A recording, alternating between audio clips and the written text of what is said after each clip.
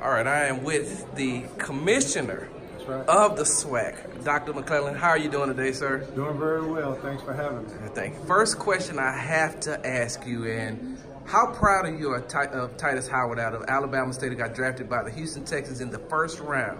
Oh, extremely proud, especially for the Texans. I've had a lot of opportunity to work with the higher-ups at the Houston Texans, and for them to get Howard out of Alabama State first round, you got somebody that's a humble young man, you got somebody that's hungry, and I look forward to opening day to see him out there protecting Deshaun Watson. I know he's going to do a good job, and he's definitely made SWAC proud. And with that being said, you know, there was a small backlash that came with him because he came out of the SWAC. He came out of the HBCU, and now there's a lot of stigma or, you know, stereotypes of there's not talent in the SWAC, so we don't know how he's going to pan out. And that's so much far from the truth, right? Well, SWAC has 16 Hall of Famers in the NFL. We're 6.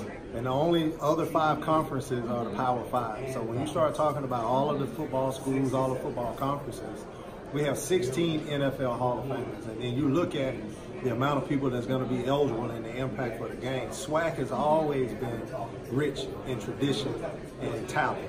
The only thing the Texans did was just get one of many that are out there. So come opening day, it won't be any backlash.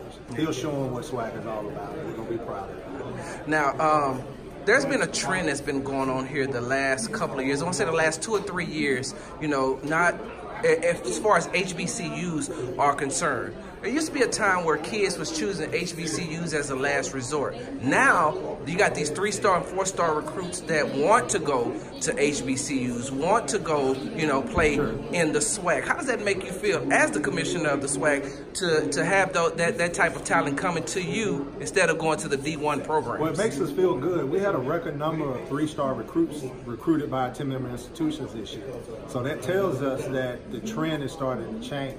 But when you look at a mid-major FBS school and you compare that to a SWAC school, you're starting to see that the Celebration Bowl, which allows our teams to go play for a national championship in a bowl game on national television, is a little bit more intriguing than going to a mid-major FBS program and not having those same opportunities. So if I'm a student athlete, I want to graduate with a great education. I want an opportunity to go pro. I want to play in a bowl game. And I want to win a championship. Well, we give you all 5 of those. Howard being a #1 draft pick, so that's proof in the pudding. Our Celebration Bowl, National Championship, ABC. We can give you, in my opinion, something that those other schools can't. So we're starting to see a shift and we're starting to see a swing. There's a lot more work to be done, but I'm very, very proud as to where we are now and the trajectory that we're going for the future. Last question I have for you, and I'm pretty sure I'm not going to get an answer. You were at Prairie View. Absolutely. And you were at Texas Southern. Absolutely. They play in the Labor Day Classic. Absolutely. Who you rooting for? I'm rooting for Prairie View and Texas Southern. Right. Thank you, Dr. McClelland. I appreciate it.